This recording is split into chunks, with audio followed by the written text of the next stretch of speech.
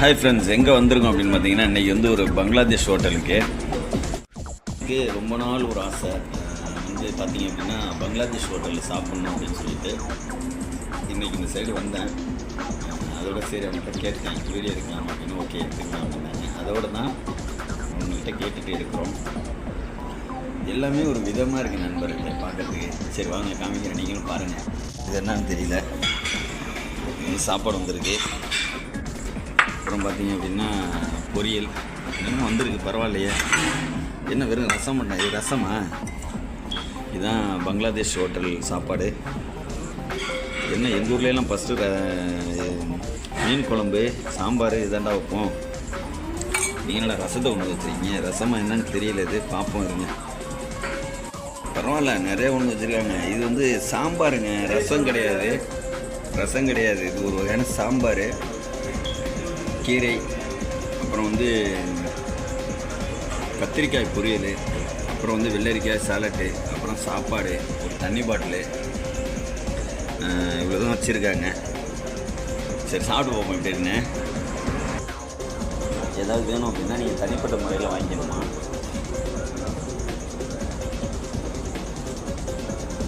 நல்லாயிருக்கு. ஆட்டுக்கால் சூப்பு இருக்குல்ல, ஆட்டுக்கால் சூப்பு இருக்குல்ல, அது மாதிரி இருக்குது.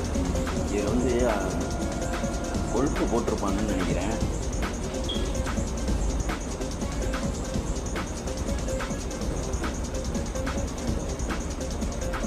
நம்ம சாப்பிட முடியாது, நம்மளுக்கு வந்து இது வந்து ஒரு மாதிரியாக இருக்கும். பிடிச்சவங்க சாப்பிட்லாம்.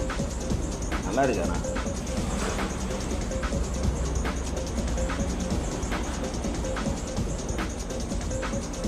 ஆட்டுக்கால் சூப்பு வாங்கி சாப்பாட்டில் ஊற்றி தின்னோம்னா எப்படி இருக்குமோ அதே மாதிரி தான் இருக்குது. வேறு பொரியல்லாம் நல்லா இருக்குது, எல்லாமே அடிப்பொலியாக இருக்குது. ஆனால் ஆயில் வந்து நிறையா ஊற்றிட்டாங்க,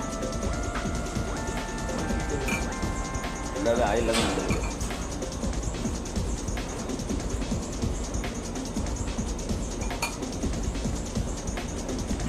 இதுதான் கறி, வேறு ஒன்றும் கறி கிடையாது போல.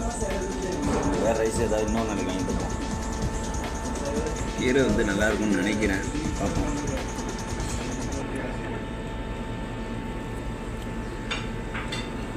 நல்லாயிருக்கு, கீரை நல்லாயிருக்கு, அருமையாக இருக்கு, சூப்பராக இருக்குது. இதுதான் பங்களாதேஷ் சாப்பாடு. இது தாங்க அதிகமாக ஊற்றி சாப்பிடுவாங்க, நான் பார்த்துருக்கேன். இந்த ரசம் மாதிரி இருக்குல்ல, இது இன்றைக்கி தான் வந்து இவ்வளோ காலத்தில் இன்றைக்கி தான் சாப்பிட்றேன். இது இந்த இருக்குல்ல, இதை தான் ஊற்றி நிறையா சாப்பிடுவாங்க.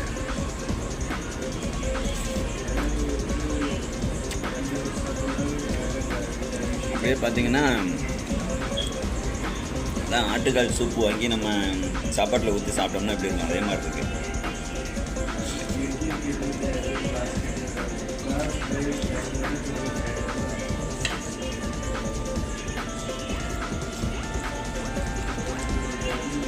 நல்லா இருக்கு,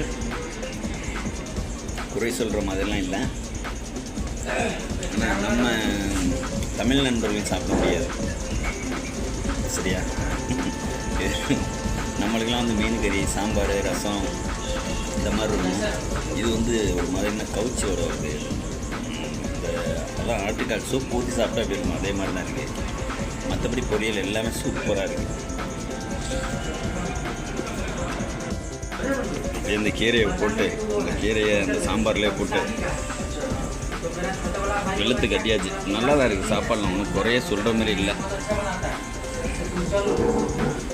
அப்புறம் பார்த்தீங்களா, முக்கியமான விஷயத்த மறந்துட்டேன். இது கொஞ்சம் ஊறுகாய் மாதிரி வைக்கிறாங்க, நல்லா இருக்குது. ஆனால் திங்கிறதுக்கு ஆனால் புளிப்பெல்லாம் இல்லை, அது ஒரு வித்தியாசமாக இருக்குது.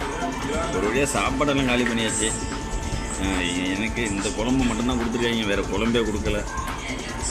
கேட்போமா வேறு குழம்பு எதுவும் இருக்காங்க, வேறு ஏதாவது குழம்பு தரியாடான்னு.